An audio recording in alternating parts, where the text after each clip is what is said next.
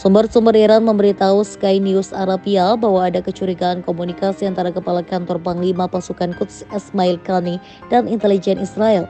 Pengungkapan ini telah memicu penyelidikan yang lebih mendalam di mana Qani dilaporkan menderita serangan jantung dan dilarikan ke rumah sakit.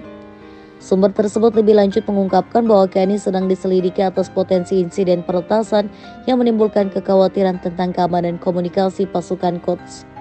Situasi ini masih dalam pengawasan ketat karena otoritas Iran tengah menyelidiki sejauh mana pelanggaran tersebut.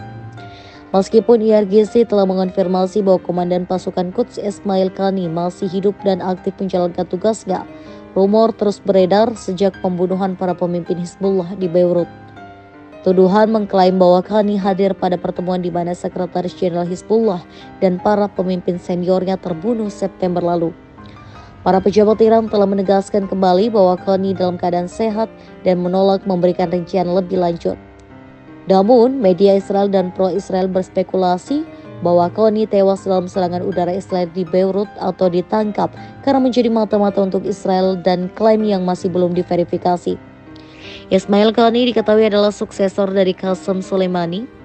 Ia ditunjuk Iran sebagai Kepala Dinas Intelijen Militer Luar Negeri Korps Garda Revolusi Iran setelah Soleimani terbunuh dalam sebuah serangan drone oleh Amerika Serikat di Baghdad pada 2020. Bagian dari tugas Qani dalam jabatan itu adalah mengelola sekutu para militer Iran di seluruh Timur Tengah serta di wilayah lain di seluruh dunia. Menurut orang-orang yang akrab dengan Qani dan Soleimani, Qani tidak pernah mendapat rasa hormat yang sama seperti Soleimani atau mempertahankan hubungan dekat yang sama di antara sekutu Iran di dunia Arab.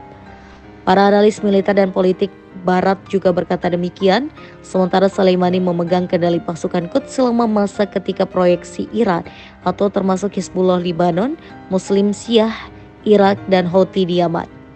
Mengembangkan kekuatan di Timur Tengah, Qani telah memimpin perlawanan menghadapi mata-mata dan pesawat tempur Israel. Pada 1997 ketika Soleimani menjadi komandan utama pasukan Quds sebagai sayap luar negeri Garda Revolusi Iran, Qani menjadi wakil komandan pasukan tersebut. Ketika Qani mengambil alih, ia bersumpah untuk mengusir pasukan AS dari Timur Tengah sebagai pembalasan dendam atas pembunuhan Soleimani.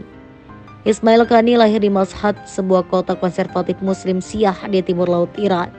Dia berjuang untuk Garda Revolusi selama perang Iran dan Irak pada 1980-an. Ismail Qani juga memiliki pengalaman dalam operasi di luar negeri di luar perbatasan timur Iran, termasuk Afghanistan dan Pakistan.